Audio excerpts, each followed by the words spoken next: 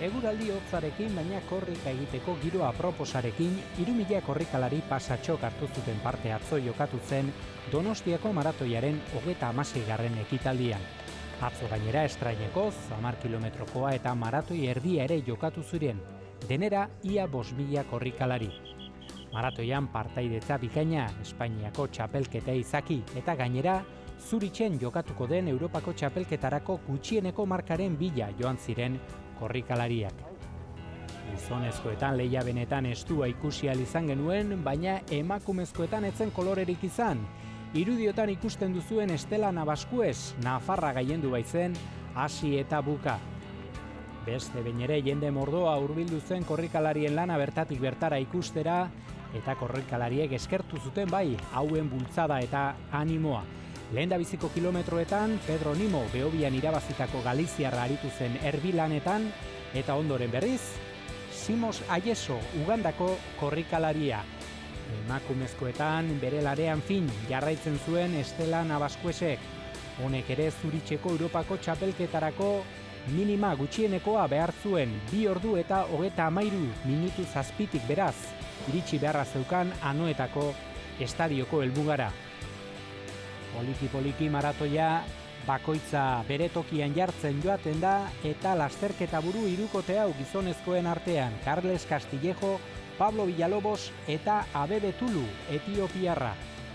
Hortxe dituzue hirurak Kontxako pasealekuan korrika. Emakumezkoetan ziur fin jarraitzen zuen korrika Estela Nabaskuez Nafarrak. Atzetik jarraika Maria Jose Puello eta Ana Casares, baina denpora desentera.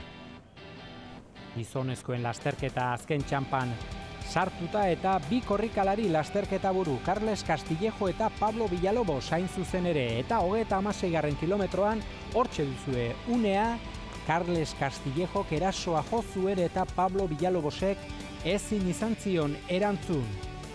Carles Castillejo garaipenaren bila eta gainera Zuritzeko Europako txapelketarako txartela ere lortzeko bidean.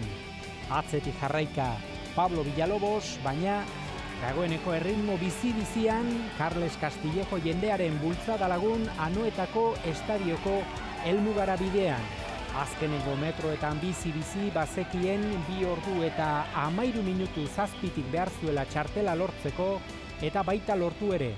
Azkenean garaipen bikaina eta Europako txapelketarako txartela. 2 ordu 12 minutu eta 43 segundo bere denbora.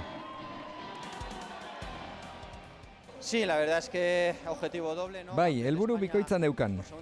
Espainiako txapelketa eta batez ere Europako txapelketarako gutxiengoa lortzea. Horregatik etorri naiz. Jendeak ikaragarri animatzen du hemen. Beharrezkoa den indarra ematen dizute. 37. kilometrotik aurrerakoa ikaragarria izan da. 37-38 ha sido espectacular. 2. postuan Pablo Villalobos eta 3. postuan berriz Eliseo Martin. Korrikalari guztiak ere erabat unkituta, erabat jota iritsi ziren helmugara. Iazko garaiea Asier Cuevas Eibartarra izan zen euskaldunik onena 8. postuan. Beste maila bat eta ni ez negoan hain ondo. 5 edo 6 urte lehen izaten bazan, pues igual bai, hor sartzea gustatuko litzateke, baina orain ezin detea. Ja niri 2:20 marka hona da, ja oso dizela gelditu naiz, eta bueno, posi nago. Emakumezkoetan lasterketa ikaragarri egin zuen Estela Nabaskuez Nafarrak eta azkenean 2 helburuak lortu zituen, Espainiako txapelketa eta Europako txapelketarako txartela. Has emocionado muchísimo, ¿no? ¿Es igual el triunfo más especial para ti? Pues sí, la verdad que sí.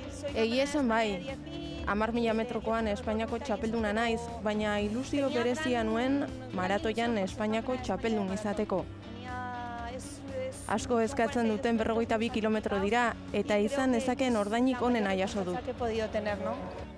Maria Jose Puellok eta Ana Casares Nafarrak osatu zuten emakumezkoen podiuna. Aipagarriak benetan Leire Agirrezabala Gipuzkoarrak egindako 5. postua eta Uxue Fraileren 7. Helmugara iritsi ziren korrikalariak nekatuta baina pozik ikusi genituen maratoia amaitzean. Gorra baino oso ondo, kristo laguntza aukidet, así que bueno, helburue lortuta. Bueno, ondo, azkenean gogorra da, bueno, beti bezala, osea, que listo. Lehenengo aldiz hemen Donostiako maratoia? Bai, Kataluniakoa naiz, baina hemen bizi naiz, orain 6 urte. No, hoy he hecho marca, o sea que es para celebrarlo, hay que celebrarlo. ¿Y cómo vas a celebrar? Pues bueno, pues haremos una comida y luego a la tarde pasar al aspirador, ¿eh? Jo, eta zoragarri ondo, oso gustora, jende animatzen, zoragarri. Lehen aldiz hemen Donostiako maratoia? Aurten amargarrena, eta oso posik, oso gustora.